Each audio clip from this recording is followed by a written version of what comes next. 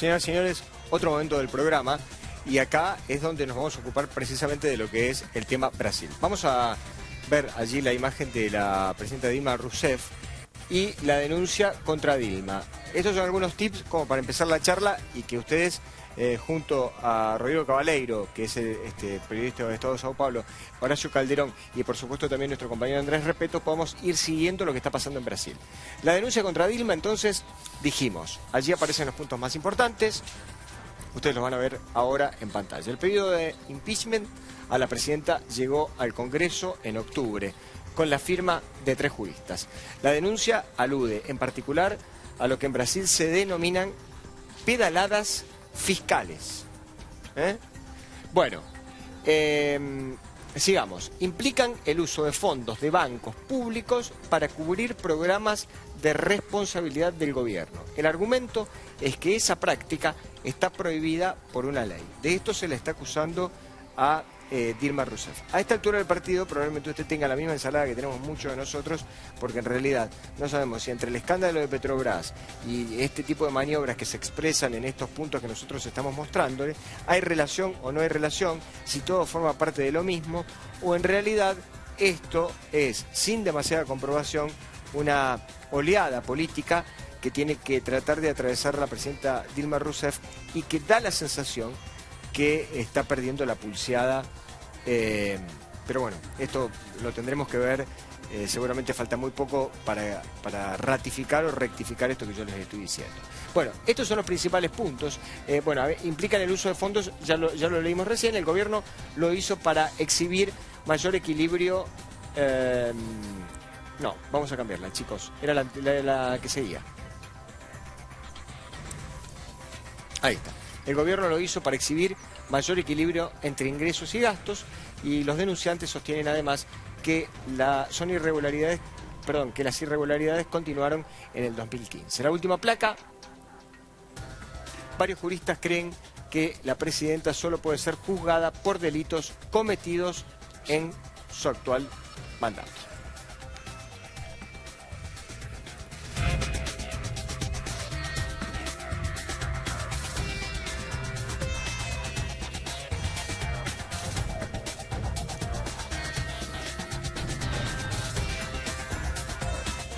Vamos a recibirlo nuevamente a Andrés Repeto, que está en Brasilia. Andrés, te estamos viendo y escuchando.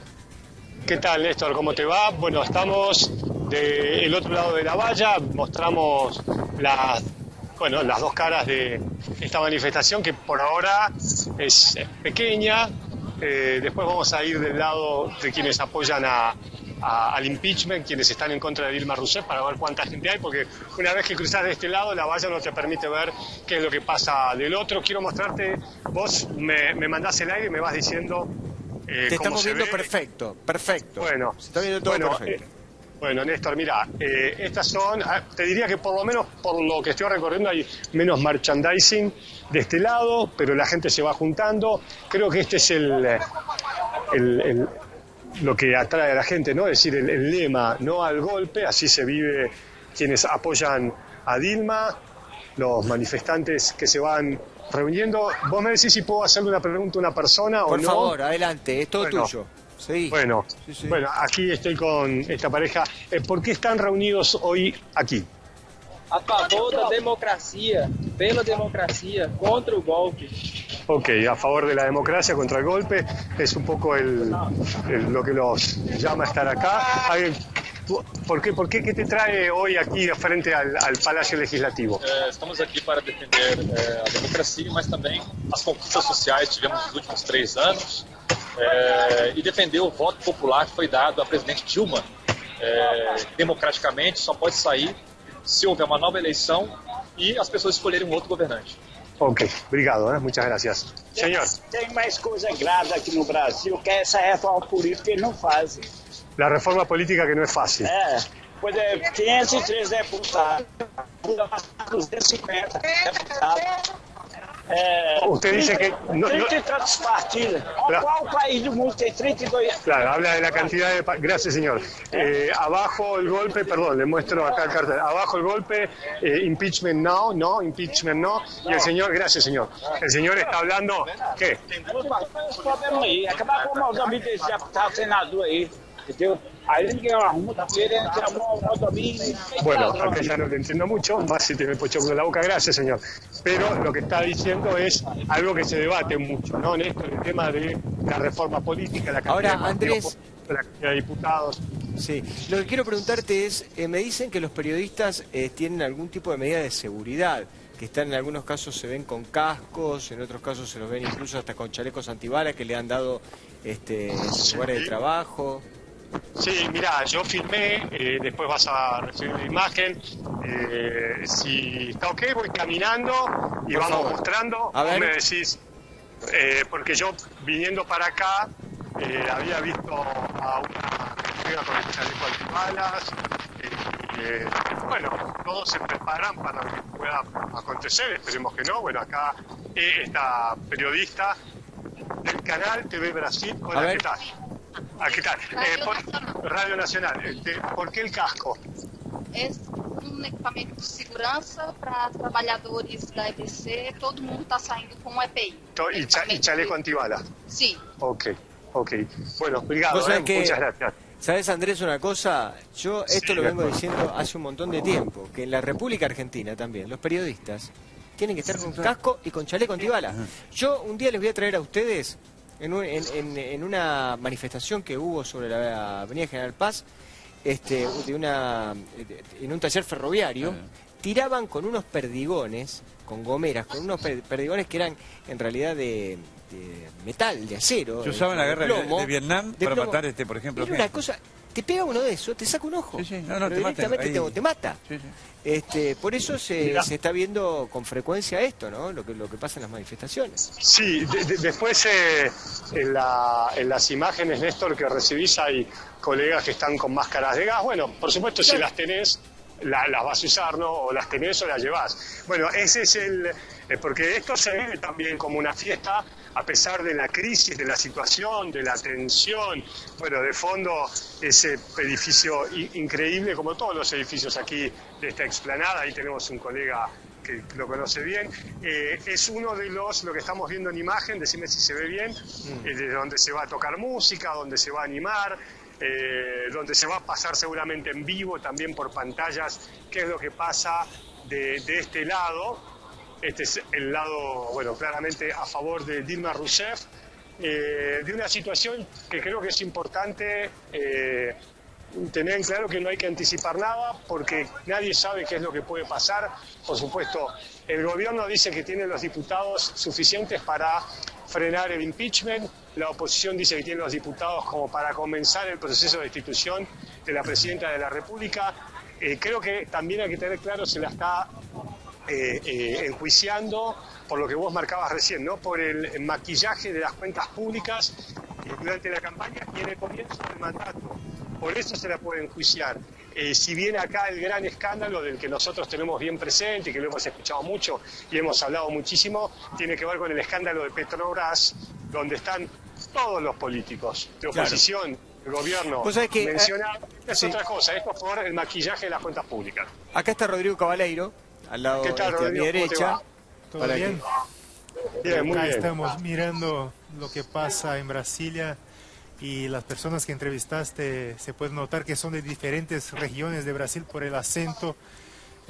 Muestra un poco como el país todo hoy es un poco simbólico de esto. Está parado, es una final de mundial, yo diría, donde se enfrentan Brasil y Brasil.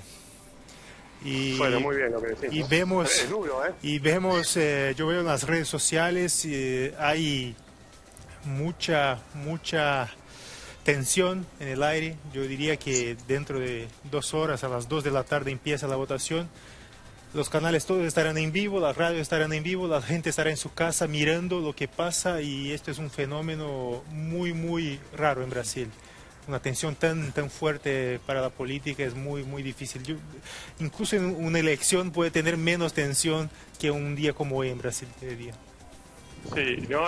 Y bueno, lo que yo me preguntaba es qué mensaje van a dar los diputados para las decenas de miles de personas que se van a congregar, de acuerdo a los organizadores, en este lugar, ¿no? Me parece que el mensaje que tendría que salir de la Cámara de Diputados es de tranquilidad, y de, nada, por lo menos de respetar lo que se vote, más allá de que de un lado se apoya ampliamente el impeachment y del otro se lo llama golpe de Estado, y quienes llevan adelante este proceso, como Eduardo Cunha, el capo acá de la Cámara de Diputados, está acusado en el caso de Petrobras de llevar 6 o 5 millones de dólares a cuentas en Suiza, ¿no? Digo, todo esto es lo que hace que esta situación, que no tiene nada que ver con el caso Petrobras, genere tantos interrogantes, ¿no? Horacio Calderón también está con nosotros y quisiera que, bueno, que ¿cómo estás, Andrés? nos contara su impresión también, Horacio, de qué es lo que cómo lo estás viviendo. Bueno, yo con mucha angustia, porque obviamente se trata de un país hermano, muy vinculado a la Argentina. Concuerdo con Andrés en que hay que tener mucha cautela sobre el resultado de hoy. La palabra impeachment, aclaro, no existe en la Constitución, ¿no? Esta es una acusación que puede llevar a un juicio político. Hacen falta, por supuesto, en este caso 342 votos sobre 513 de la Cámara de Diputados para que eso pase al Senado, que a su vez, para que eso el televidente se ponga en conocimiento, en el plazo de 10 días pueda eventualmente decidir si se prosigue o no el juicio político. Si hoy la Cámara de Diputados tiene Dilma Rousseff los votos suficientes para impedirlo, se termina el tema. Si al pasar al Senado, el Senado finalmente decide, por ejemplo, ella no es responsable, vuelve a ser presidente. Y además, porque si no se la suspende, me corregirá acá el colega de San Pablo. Perfecto. Es así. Además hay una cuestión, si en términos de 180 días, por ejemplo, la Comisión del Senado no tiene ninguna resolución, automáticamente vuelve a ser el presidente de la República Dilma Rousseff. Queda la posibilidad, habrá que ver si ella decide renunciar, como lo hizo Fernando Collor de Mello, o resistir el juicio político. Eso también está un poco por verse. Andrés, no sé si concuerdas con eso, ¿no?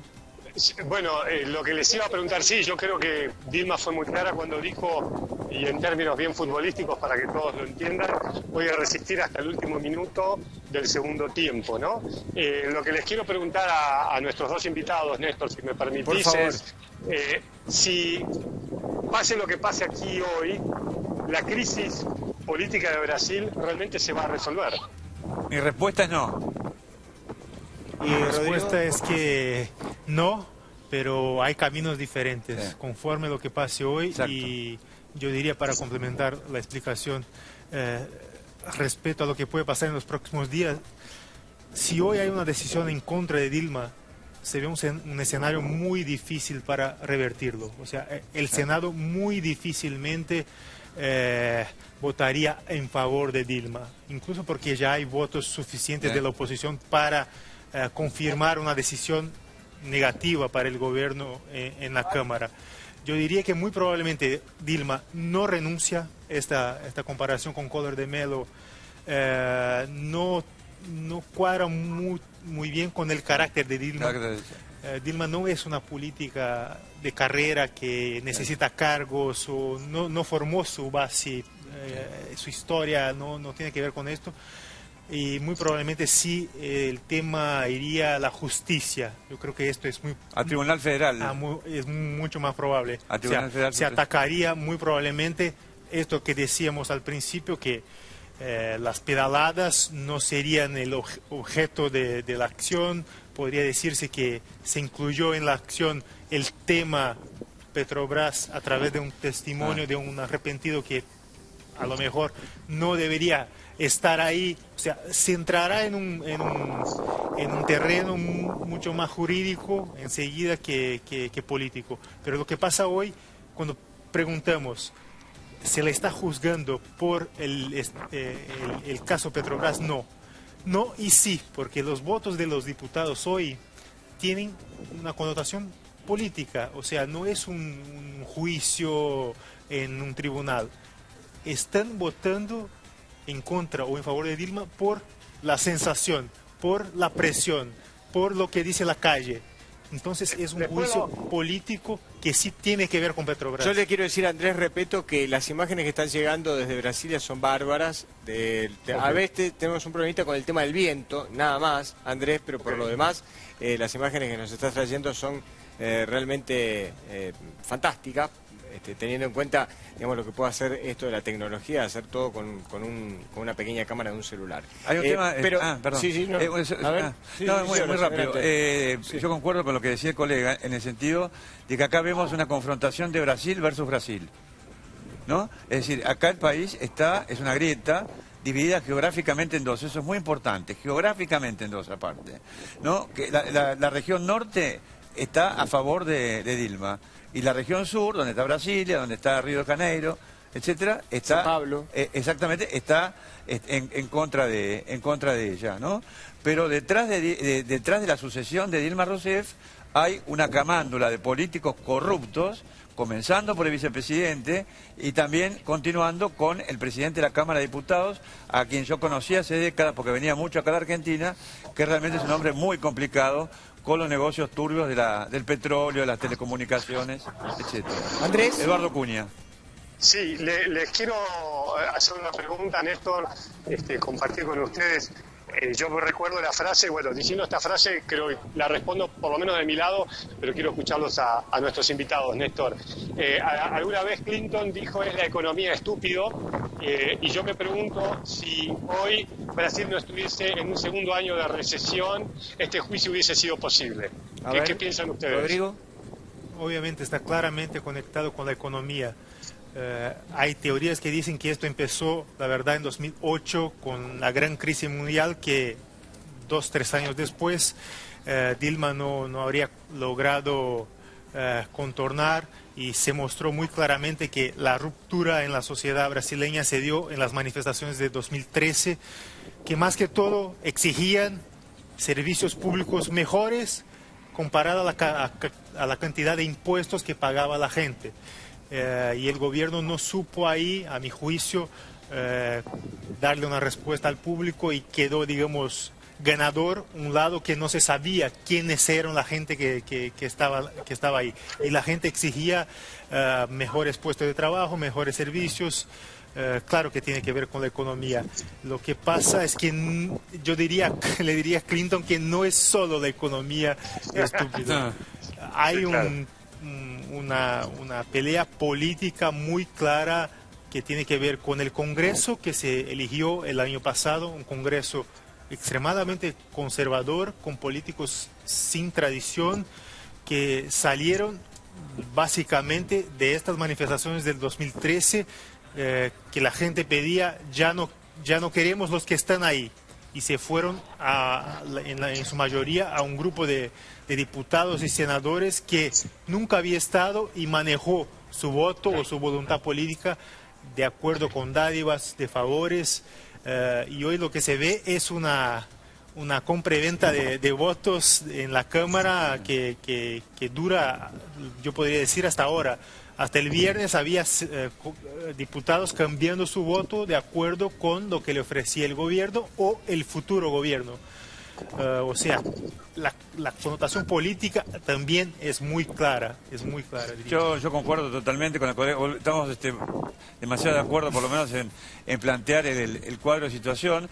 Hay que ver, Andrés, algo muy importante con respecto a lo que ha ocurrido con la cuestión económica en Brasil, esta crisis económica que se ha derivado también de la caída de la cuestión en la soja, ¿no? El precio de la soja, la cantidad de la exportación con respecto a 4 años atrás, y con minerales de hierro, ¿no? Que son dos de los grandes fuertes que tiene Brasil, por supuesto, y además la crisis económica en China. O sea, esta cuestión realmente habría que complementar a lo que ya dijo el colega para no abundar en no reiterar prácticamente los mismos conceptos. Pero acá hay algo donde no hay grieta geográfica. Hay un problema también con 50 o 60 millones que el gobierno ha sacado de la pobreza y que han accedido a un nivel, social superior. No sé llamarlo exactamente clase media o clase media baja. Y esa gente obviamente necesita y exige mejoras que justamente como consecuencia de la crisis económica no le ha podido dar el gobierno de Dilma Rousseff. Y por último, lo que yo veo acá, por lo menos para un concepto, es que esto demuestra, digamos, una seria crisis, tal vez una crisis, yo diría, moral, de gobierno.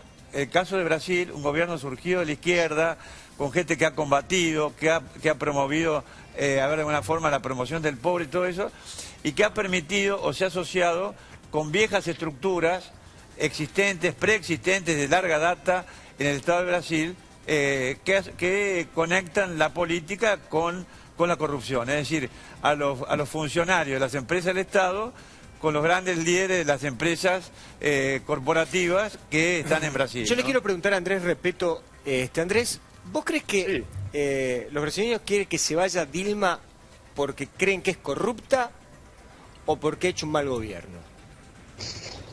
Bueno, las encuestas hablan de un 61% a favor del impeachment, te diría la última, otras hablaban de un 68%.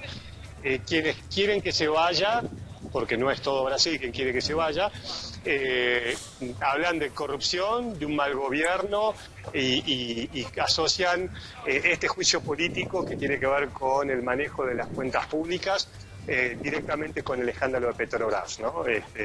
Creo que eso es lo que está generando, y también tener presente en esto que son muchos años de PT, ¿no? 2 de Lula, Dilma, bueno, y acá me dirán qué les parece, pero creo que yo lo veía cuando vine la primera vez, en la primera elección donde ganó Dilma, y yo en ese momento me preguntaba, cuando se dé el primer escándalo de corrupción, ¿cómo iba a reaccionar Dilma?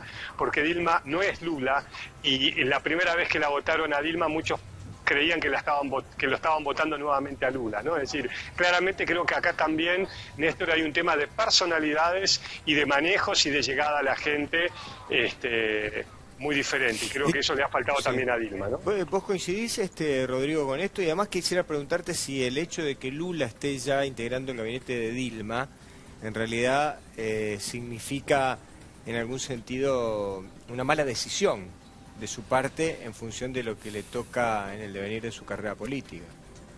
Creo que sí, ha sido una mala decisión por la dificultad que ha tenido para de verdad asumir el puesto. O sea, las grabaciones que se filtraron, donde se veía claramente Dilma hablando con Lula de un documento que le garantizara evitar una detención, esto cayó muy mal en Brasil en general. Vamos a discutir si era legal o no filtrarse ese documento. Bueno, ya está hecho y esto sentó muy mal en la población, yo diría. Lula no ha podido revertir el partido, creo, que era lo que esperaba Dilma cuando lo nombró. Hasta el viernes, ayer, estuvieron todos ellos llamando a gobernadores, a diputados para intentar revertir votos en favor del gobierno, y lo que se veía, la sensación que se daba era que no le contestaban ya el teléfono a Lula, lo que es muy, muy raro en Brasil, porque Lula ha podido en sus 2 gobiernos manejarse dentro de cuadros políticos adversos, con gente que no estaba de acuerdo con él, con base al carisma que tiene. Dilma, todo lo contrario, tenía una fama de una buena administradora, pero le faltó, y si esto está muy claro, le faltó muchas veces el juego político. Ha dicho muchas veces muchas verdades que no debería decir en público, y no ha dejado, en su contra se puede decir que no ha delegado, o sea, centralizó demasiadamente el gobierno en sus decisiones y intentó controlar a todos sus ministros. O sea, la gente la obedecía más por miedo que por respeto. O Globo está diciendo de que hay 7 estados en donde hay protestas en este momento, es decir, donde hay manifestaciones en este momento relacionadas con el tema de... Y hay un punto también que no sé si estará de acuerdo, colega, es el grado de dificultad que puedan tener las policías estatales, federales, no la federal, la estatal, más la federal, en controlar cierto tipo de disturbios. Y además, ¿de qué manera? Yo le preguntaría al colega, y a lo mejor a Andrés también, que está allá, ¿qué puede pasar con las Olimpiadas, no? Porque obviamente esto afecta a la imagen de Brasil negativamente, crea temor. hubo una amenaza del ISIS que incluso la inteligencia de Brasil actual, o sea, la inteligencia del gobierno de Dilma Rousseff acaba de confirmar. Entonces me gustaría preguntarle al colega y preguntarle a Andrés, si me permitís, ¿no? Por favor. Porque estamos interactuando. Sí. ¿Qué opinan ambos sobre eso? Yo puedo, Sí, Rodrigo, te escuchamos. ya que empezamos muy de acuerdo, yo diría, yo le quitaría un poco de peso al efecto político sobre los juegos. Yo creo que Van por carriles separados. van por carriles separados. Obviamente la imagen fuera de Brasil está afectada y se va a decir, Estamos hablando mira, afuera, sí. pero yo diría que en términos de los problemas que tendríamos en términos de seguridad o de protección contra Sí. un atentado serán los mismos que vamos a tener con Dilma o con Temer o con el cualquiera. que sea. Pero sí, a lo mejor la imagen y afecta la presencia de turistas o la A presencia eso me refería, ¿no? Puede ser, pero yo no asustaría o no diría que estén bajo amenaza los juegos. No, pero es un momento, digamos, en función de un evento deportivo tan importante como los Juegos Olímpicos, tener este problema político dentro de Brasil no deja de ser una contrariedad, digamos, ¿no? Es decir, me parece que igual la gente es como que tiene que viajar y tiene que verse. Siempre se empieza a preguntar estas cosas. No se trata de promover un boicot, ¿no? No, sin boicotearlo. Poner en pero por claro favor, las cosas. Todo lo contrario. pero no Pero es el mejor de los escenarios, ¿no? Lo que digo es que por lo que conozco de Brasil y por lo que se dio en el Mundial, donde también había un ambiente político muy fuerte, incluso de gente que se había manifestado en contra del Mundial, salió fuera de lo deportivo para Brasil, salió todo perfecto, ¿no? En la organización y en la protección, digamos, de los estadios y todo esto. Yo diría que los juegos van a pasar a lo largo de lo que está pasando políticamente en Brasil. Lo que puede haber es, si esto se alarga En el tiempo, ¿no? claro. En el tiempo, sí, si hay manifestaciones de un lado y de otro, pero o sea, estamos a meses de los juegos y diría que si hoy hay una definición o si hay una definición a corto plazo, yo no diría No que va a afecta a afectar, una cosa. no va a afectar a los juegos. Sí. Andrés, Bueno, discúlpenme. por favor. A ver, se empiezan a escuchar algunos gritos porque les cuento. Empezó a haber del lado a favor del impeachment gritos a favor del juicio político y de golpe aquí la gente, poca todavía, empezó a reaccionar y a levantar carteles.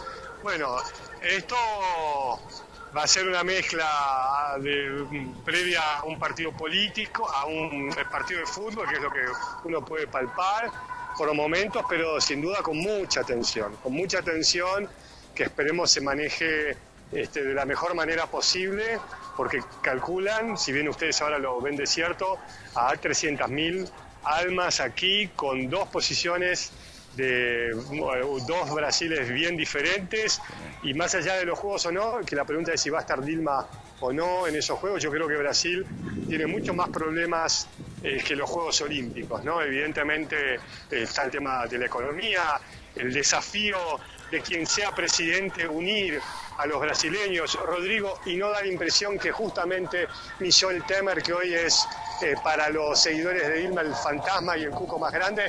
Escuchen.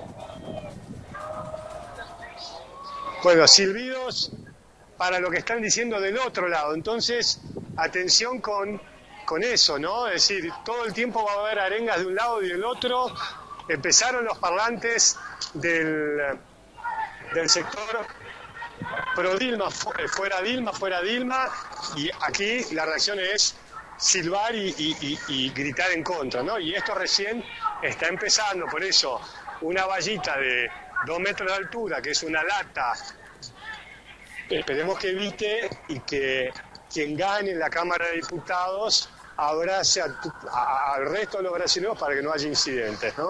Bueno, acá O Globo está diciendo de que hay protestas en favor y en contra del impeachment en 7 estados y no en el Distrito Federal, es decir, que donde el Distrito Federal todavía no se ha armado, digamos, como en algunos otros estados en donde ya se advierte manifestaciones realmente importantes de uno y otro sector, precisamente estando a favor o en contra de Dilma Rousseff. Igual Brasilia tiene una característica de ser una ciudad un poco aséptica, es una ciudad fría, ¿no? Yo que la conozco, muy abierta. Es una ciudad en donde, bueno, además la gente que vive allí se nota que la mayoría tiene empleos gubernamentales, ¿no? Sí, seguramente. Esto es una cosa que se dice en Brasil, es una teoría. Se sacó la capital de Río, ¿no? Que era Río históricamente en los años 50, un poco para evitar las manifestaciones, Claro. porque es una ciudad inventada y muy abierta. Es muy difícil concentrar mucha gente en Brasilia, y esto, claro, a los políticos en determinadas ocasiones les conviene. Las rutas son muy grandes, es cierto, Exacto. las distancias son muy No se grandes, camina. recorrer, no hay almacenes, es una ciudad en donde uno no ve supermercado, donde no ves almacenes, es una ciudad claro, moderna, muy Lo que se moderna. debe esperar acá es que no haya actos de violencia, por lo menos de mucha violencia, ¿no? Eso Sí. es A ver, importante. Andrés, te escuchamos, por favor. Sí, no, yo les quería preguntar y compartir, evidentemente, la primer marcha espontánea en contra de Dilma, esa primera tuvo un gran efecto, generó que rápidamente la presidenta de la República reconozca en parte los errores y prometa hacia dónde iba a ser destinado el dinero. Esa tuvo un impacto. La pregunta para compartir con Rodrigo y con Calderón, digo, ¿qué impacto hoy, después de tantas marchas y de lo que va a pasar hoy? Porque la gente acá se está juntando para meter presión a los diputados que están adentro. ¿Qué efecto puede tener, creen ustedes, la manifestación que hoy se da especialmente en Brasilia? Yo creo que los diputados estarán bajo influencia más de sus teléfonos y de sus jefes políticos que de la calle en Brasilia, yo diría. Claro que estamos mirando el terreno a horas de la votación y esto se va muy probablemente llenar en 1 o 2 horas. Pero creo que los diputados, la motivación de sus votos estará directamente relacionada con sus regiones, con lo que les ofrecen un lado u otro. El viernes mismo salió en el diario oficial de la Unión en Brasil un cambio tremendo en muchos puestos de segundo y tercer grados en la administración pública, un movimiento claro del gobierno para revertir votos que se habían ido a la oposición.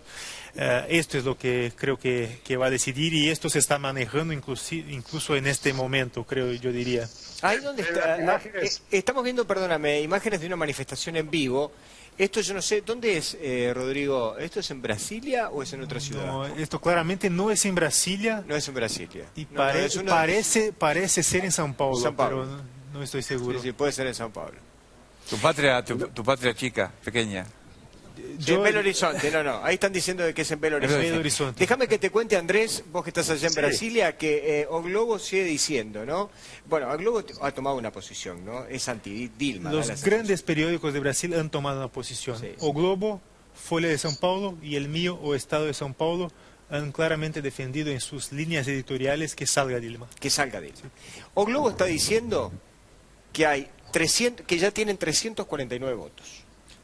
Que hay necesitan 342. 42, ya pasaron 7. Los otros diarios dicen 349 y O Estado de São Paulo 350, a votación de ahora, porque lo estoy siguiendo al momento.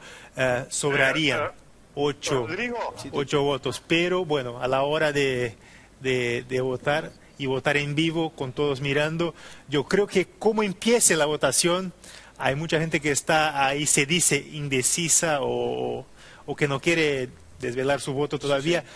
Como empiece va a determinar mucho cómo va, cómo sigue. Entonces, la situación matemáticamente está muy complicada para Dilma, porque llevamos días ya con los votos necesarios para la oposición. Y no hacer parece que- cambiar. No, y parece además que hay que ver cambiar. que muchos de los votos también se compran, ¿no?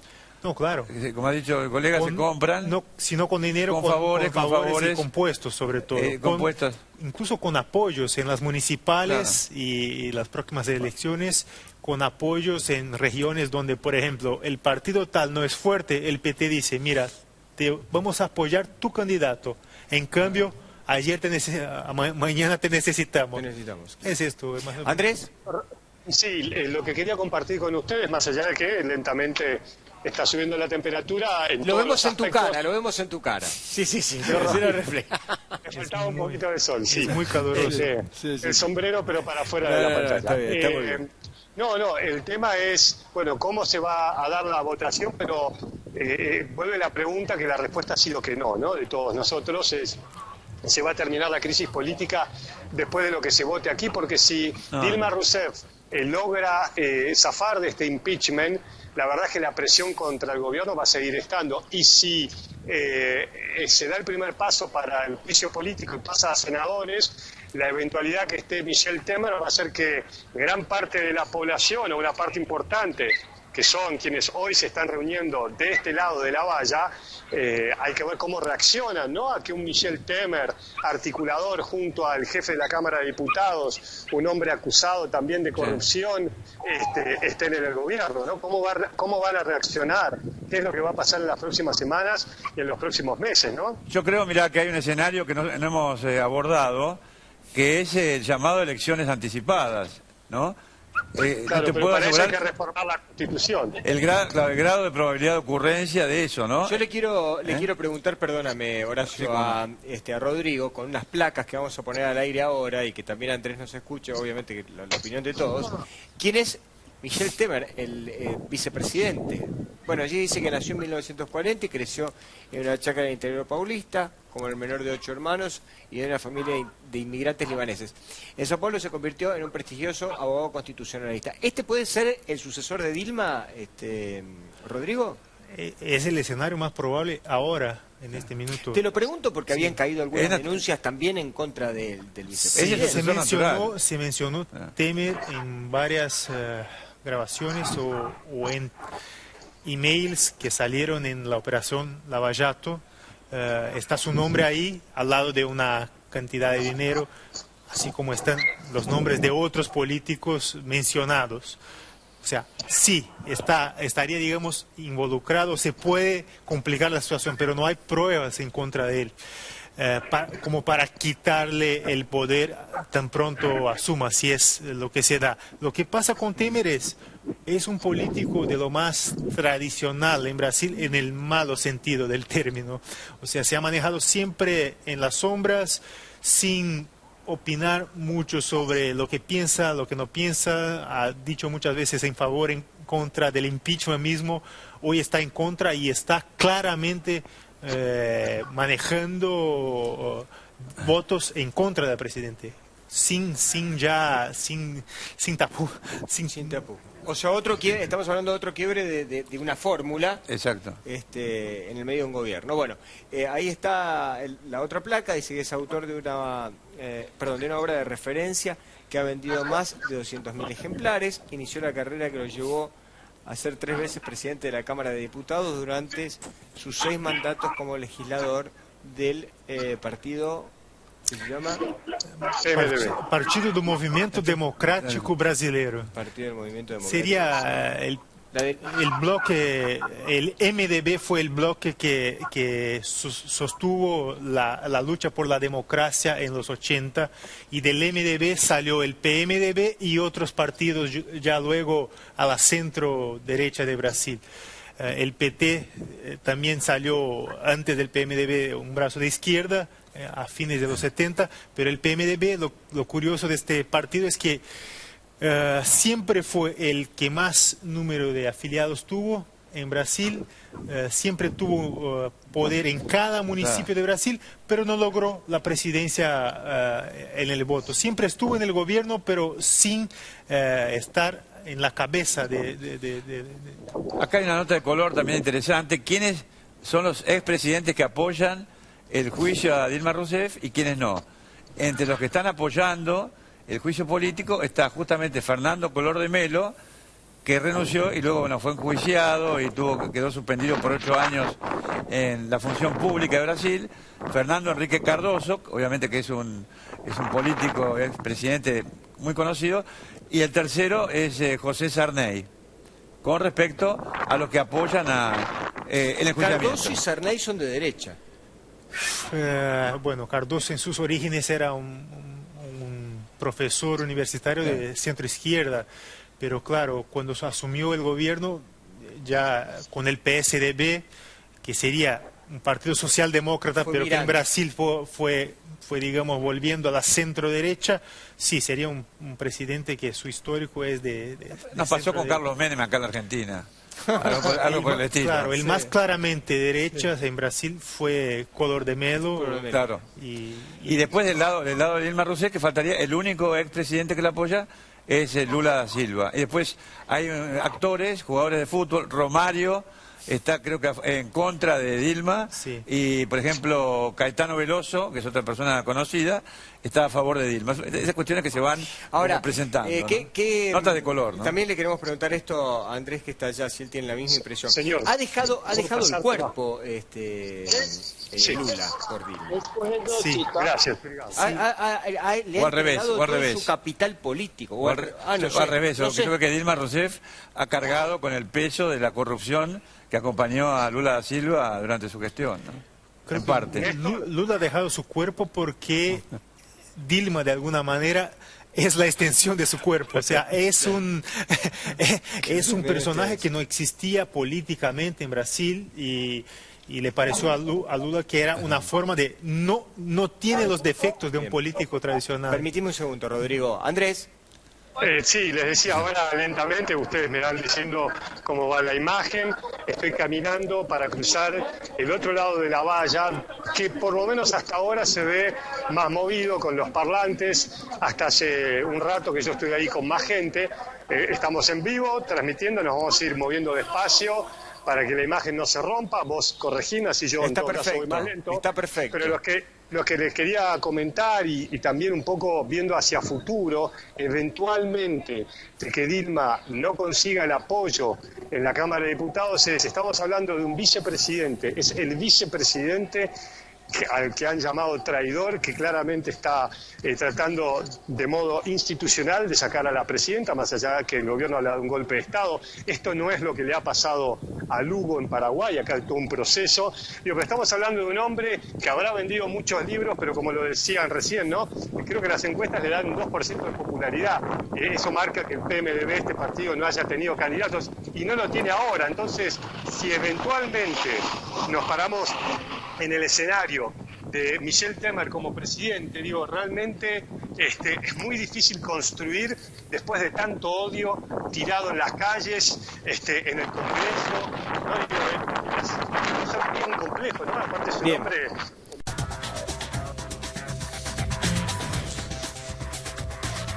No porque le esté pasando bien, la señora que está en pantalla, pero sí, decía desde el punto de vista meteorológico, porque recién lo veíamos a Repeto haciendo malabares para no insolarse, y nosotros que lo tenemos ahí en el medio de Brasil, donde no hay un árbol de paso. En Brasilia vos vas y no encontrás un árbol. Es una ciudad llana que no... Sí, no encontrás un árbol ni por casualidad, y curiosamente está en el medio del Amazonas.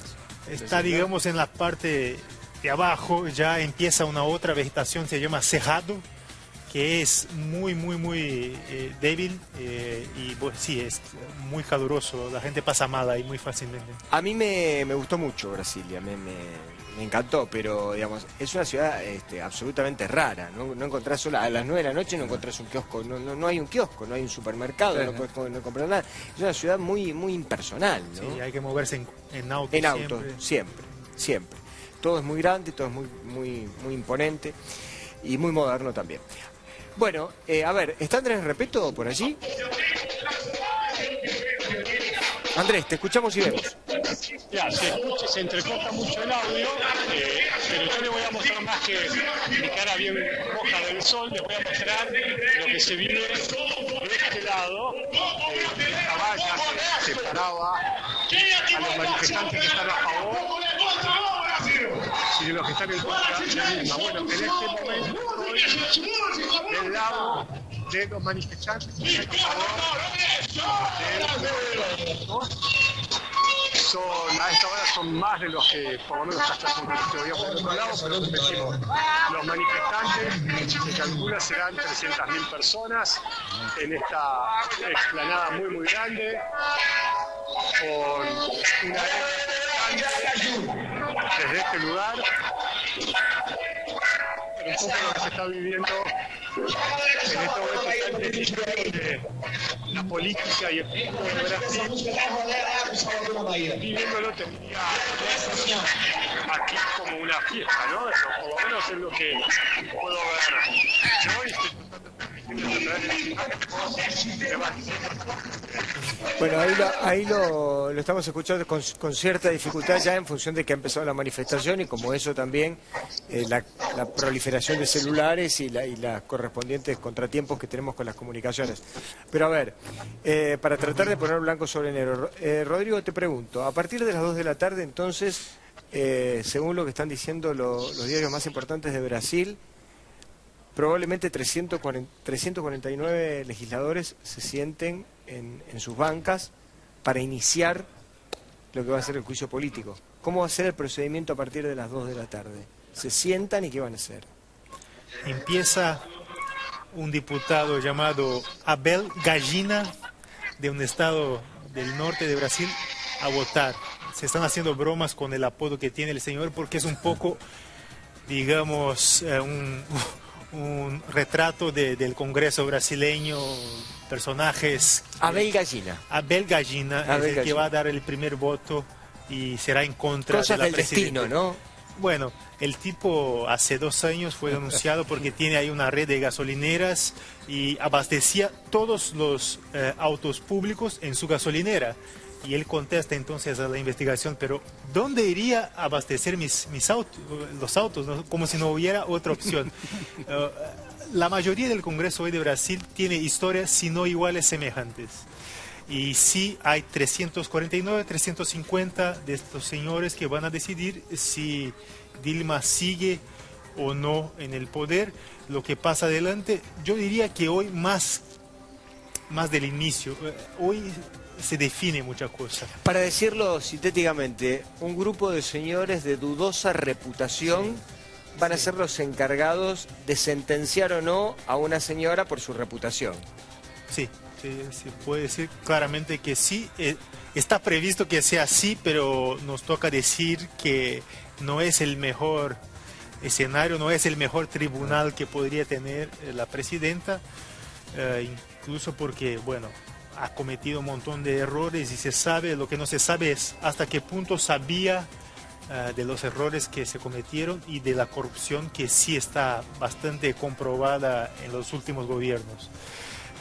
Yo diría que hoy se define porque si ella logra un apoyo y le da vuelta al partido que parece ya bastante difícil, complicado, cuesta arriba, como se dice acá, puede ganar aire. Y si pierde hoy, yo veo muy difícil que en el Senado o mismo en el Supremo Tribunal Federal se dé una vuelta al partido. Yo lo que puedo pronosticar, sobre todo a mediano plazo, estamos hablando de 1 año, 2 años, es un periodo de inestabilidad, porque evidentemente, como acaba de alguna manera inferir acá el colega, la clase política brasileña al más alto nivel es corrupta. O sea, lo que estamos viendo es una serie de políticos, por lo menos los que están a la vista, corruptos, los que quieren suceder a Dilma Rousseff, acusados de corrupción, algunos prácticamente certificadamente, son certificadamente corruptos. Tal vez no el vicepresidente, no hay rumores, pero no hay pruebas. Y acá lo que se presenta cuando, estamos hablando de una población de 204, si me equivoco, me quedé como 204 creo, millones de habitantes. No estamos hablando de un país de 40 o de 30, no sé cuánto más, donde hay un nivel de pobreza importante, con el rédito que no justifica la corrupción imperante, ni mucho menos, de haber sacado durante el último periodo a 50 millones o más de prácticamente una situación de extrema pobreza. Entonces, esa gente va a reclamar más. Los que tienen mejor posición, exactamente lo mismo. Entonces, frente a una clase política corrupta casi en su gran mayoría, por lo menos los que gobiernan, yo lo que pronostico es un periodo de inestabilidad largo. Acá de alguna manera podríamos coincidir, podría decir que la norma de este juicio político, más llamado impeachment, que ahora se se ha popularizado esto con la lengua tan rica que tenemos los españoles. Dicen que es la única palabra que de alguna manera resume acusación, juicio político, que se hinchar. Literalmente sería impedimento, ¿no? Que no claro, siga que se haga una costumbre, por ejemplo, la de pedir... Igual yo no tengo la culpa, yo de eso no tengo la culpa. Tengo la culpa de un montón de cosas. Quería hacer una pregunta, porque yo prefiero hacer preguntas y no aseveraciones. A mí me han llegado rumores, hablando de rumores, de que hay mucho malestar en las filas militares. Entonces, partiendo de esos rumores que podrán ser... Los rumores son ciertos, o sea, hay algo que se llama inteligencia del rumor. O sea, cuando hay rumor siempre tiene una causa. Entonces, hay mucha conversación en los cuarteles, sobre todo el ejército de Brasil. Me parece que a Caballero no le gustó mucho. No. ¿Es cierto? Él puede ¿no es cierto? mentir el rumor, no. Lo que yo quiero preguntar es, yo sé que en el mundo actual un golpe de Estado militar no es algo viable, pero yo me pregunto hasta qué punto puede llegar la crisis en Brasil a desembocar en una solución de este tipo. Es una pregunta, cuidado, ¿no? Se han manifestado ya militares que están jubilados, ¿no?, en sus clubes militares y han hecho públicas cartas que dicen, si nos necesitan, estaremos ahí, cosas en este tono. Yo no he visto... Pero no tiene mando de tropa, que no tiene mando de tropa. Yo no veo, como usted mismo dijo, un ambiente o algo ni siquiera semejante que pueda estimular una salida militar, una acción militar o algo así. Bueno, los militares tienen opinión y tienen como todo ciudadano. Se han mantenido callados en los últimos años y en las últimas décadas porque la imagen que quedó de ellos después de la dictadura que duró hasta el 84 no ha sido para nada buena. Entonces todo lo que pudieran decir en los últimos años les salía por la culatra. Lo que sí, hay mucha gente en Brasil que defiende el impeachment, que menciona el ejemplo del ejército como una institución, digamos, donde la corrupción no llega. No llega, claro. Y bueno, hay casos que muestran también lo contrario en niveles más bajos del ejército, donde sí hay corrupción. Pero sí, dentro del lado de la valla, donde se muestran más los colores verde y amarillo, donde están la gente contra Dilma, no diría que son la mayoría ni están cerca de esto, pero sí hay gente que defiende salidas no democráticas, yo diría que o sí. sea, como decirme, supera mis expectativas y no me supera mis presunciones, ¿no? Al respecto. Lo que veíamos recién a la derecha, ahora estamos viendo imágenes del Congreso, pero lo que veíamos recién a la derecha de la pantalla son imágenes que nos trae en vivo nuestro compañero Andrés Repeto, que hoy de la mañana estuvo conversando con algunos de los manifestantes. Y vamos a compartir precisamente esto, Andrés.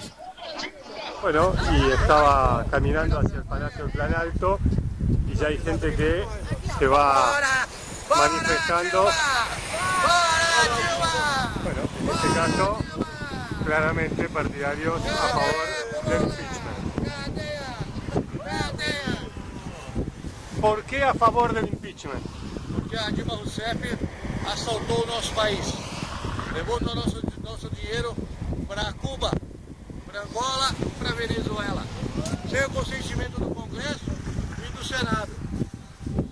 Ela fez as pedaladas fiscais, que é contra o regimento do Brasil. ¿Qué cree? ¿El Congreso va a votar a favor o en contra del impeachment? Vai votar a favor do impeachment, o Congresso e o Senado. Vai estar tudo certo. Ela vai perder domingo no Congresso e na próxima votação do Senado ela também vai perder. Beleza! Qual o jornal que é lá da Argentina? Bueno, ahí está el clima, ¿no? Sí, se escuchó muy débil, pero se notaba que el señor mencionaba: Dilma nos robó y llevó nuestro dinero a Cuba y Venezuela.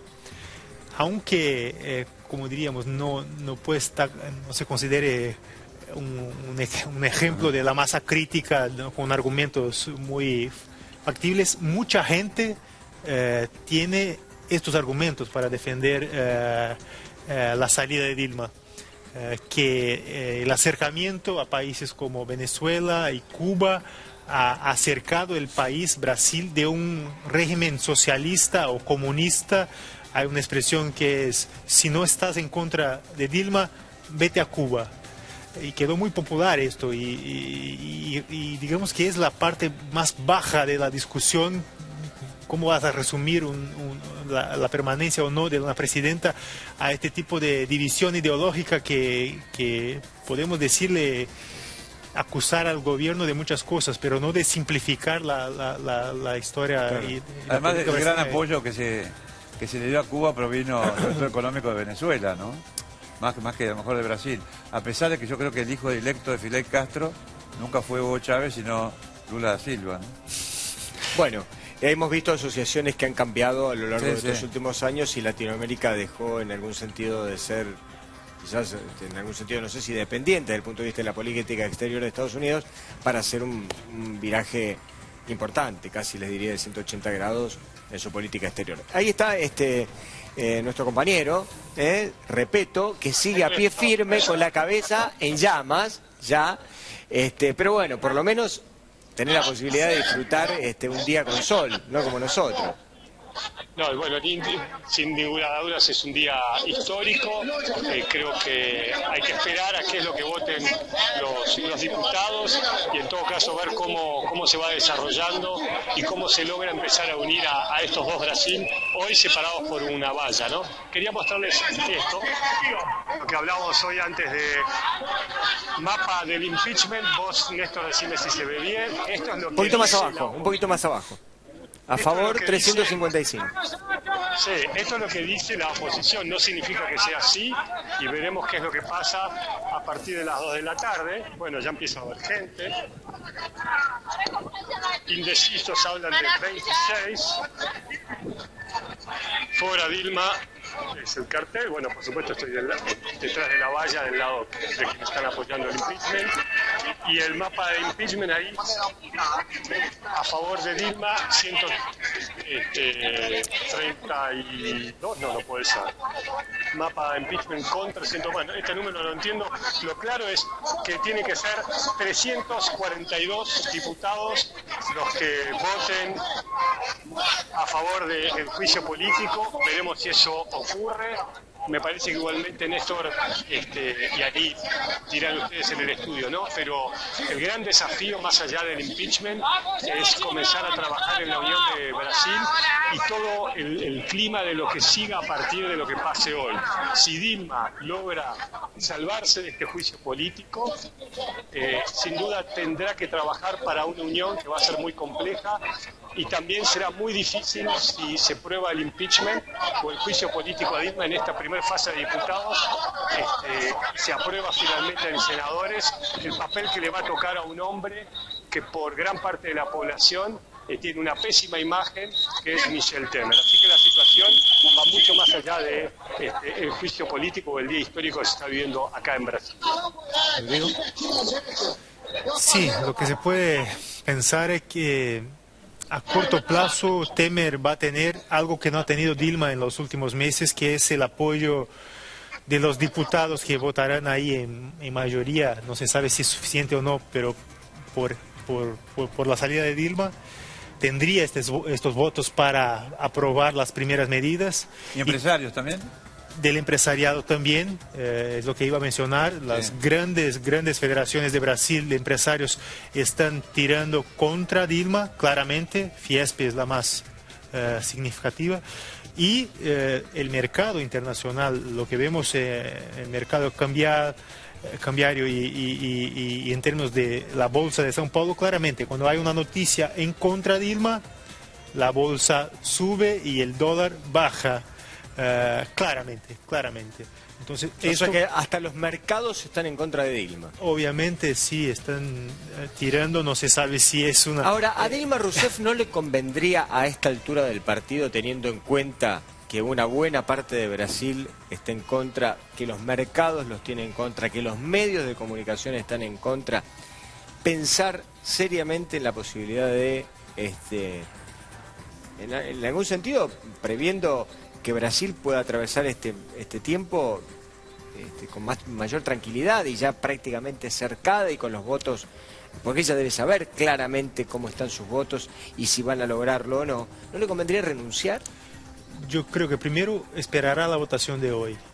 Y insisto, no creo que renuncie por cómo quedará la historia. O sea, está bien, probablemente ella no renuncie, pero yo lo que te estoy preguntando es si le convendría a Dilma Rousseff renunciar. Si vos yo te contestaría, desde el punto de vista del país, a lo mejor sí, pero desde el punto de vista de cómo ella quedará marcada y cómo el PT sale de la historia, yo creo que ella no renunciará por esto, o sea, fundamentará su decisión en esto. Y han insistido en los últimos meses que hay un golpe y lo van a llevar incluso, creo, hasta la justicia. Obviamente será un escenario mucho más inestable para Brasil si tardamos 6 meses a que se defina si Temer tiene o no legitimidad para gobernar. Obviamente para el ciudadano común será la peor solución, pero no creo que ella esté dispuesta a cerrar el tema con la votación de hoy, incluso por la historia de ella. O sea, es una persona que ha sido torturada durante la dictadura, tiene la fama de no desistir, no dar un paso. Tiene formación militar, es decir, como guerrillera de alguna manera. Sí, y ha pasado, digamos, por cosas más duras que un juicio político físicamente y psicológicamente. Igual nunca tuvo el carisma de Lula. No, pero ni siquiera... Nunca. No, este fue un hombre también... Cerca.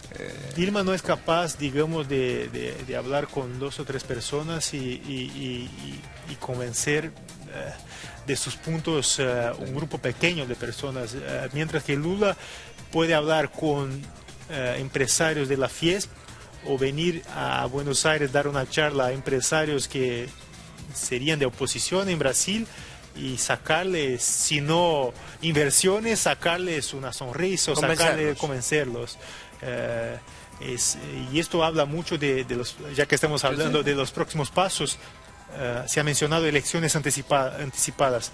No es el escenario más probable porque el juicio político no prevé elecciones anticipadas. Tendría que darse otro tipo de juicio, una renuncia sí. O un juicio en el Tribunal Electoral que se está investigando si cómo se financió la campaña de Dilma. Lula es un personaje que tiene sí mucho capital político. Lo más importante es la unión del pueblo brasileño, porque como dijeron, bueno, acá es una cuestión de Brasil contra Brasil. Uno ve, porque es cuestión de ver un mapa. Yo no tuve tiempo de traer un mapa, de mostrar un mapa, de mandar. Y entonces uno ve un Brasil dividido geográficamente en 2. Un norte que tiene una orientación ideológica determinada y política, y un sur que es todo lo contrario, ¿no? Entonces acá, es decir, hay una grieta geográfica y lo único que hay de acuerdo en la superestructura política es que todos están unidos lamentablemente por algo nefasto que es la corrupción.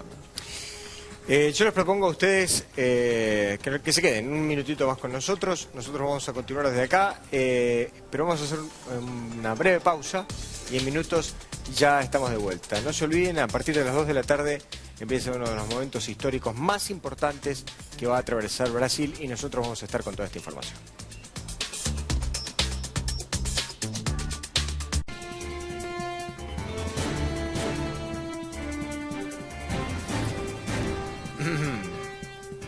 Otro de los poderosísimos tridentes que tenemos en C5N son el señor Rodrigo Cavaleiro, el señor Horacio Calderón y el señor Andrés Repeto, que está en Brasilia, y van a hacer un cierre de lo que vamos a vivir en esta jornada. Empezamos con nuestro conciudadano, amigo, hermano brasileño, Rodrigo Cavaleiro. Rodrigo. Bueno, en esta disputa, como decíamos al principio, es una final de mundial que se vive en Brasil. Un Brasil hoy perderá y otro ganará. Creo que habrá protestas, habrá revuelta del lado perdedor. Ojalá no lleguemos a consecuencias peores y tendremos mañana un país todavía dividido, sea cual sea el resultado. Tardaremos unos meses en salir de esto, creo, y probablemente volveremos a hablar del tema porque no se resolverá hoy. Lo que pasa es que si Dilma tiene en su contra hoy una decisión, muy probablemente le será muy difícil revertirla en Senado y en el Tribunal Supremo Federal. Horacio, ¿qué pasa a partir de las 2 de la tarde? Bueno, yo creo que yo no me juego ni a favor ni en contra de los votos, porque uno nunca sabe. Yo sé que hay votos que se subastan a través de favores, a cambio de favores, de dinero, etcétera. No puedo asegurar que Dilma va a ser enjuiciada, ni tampoco que no. Lo que yo sí preveo, en eso creo que coincidimos con el colega, es que se abre un periodo de incertidumbre. En Brasil hay una grieta, que ojalá se pueda realmente terminar, como sucede en la Argentina, no nos engañemos. Y yo realmente creo que el periodo de incertidumbre en Brasil va a durar un muy largo tiempo, y eso se va a profundizar o no de acuerdo a cómo evolucione la crisis económica que está atravesando este país hermano frente a situaciones tan graves también internacionales como la de China, ¿no? ¿Está Andrés o no está Andrés? Acá estoy. Enorme trabajo, Andrés, a la distancia, un gran abrazo. El cierre es tuyo, por favor. Bueno, primero agradecerle a los colegas Néstor que nos han acompañado y simplemente tener presente que esta crisis va a continuar y que todo lo que pasa en Brasil va a repercutir como está repercutiendo en la República Argentina. Lamentablemente, la clase política brasileña tiene una enorme responsabilidad. La pregunta es si está a la altura de las circunstancias. Enorme trabajo, gracias Andrés. Un abrazo gigante. Hasta pronto, un abrazo. Buena cobertura. Gracias a los tres. Muy amable. Por favor. Nosotros ahora vamos a cambiar de tema y nos vamos a meter ya en este tramo final del programa, en ver si algo cambió. No sé, no cambió nada, pero bueno, igual cambió la música por lo menos.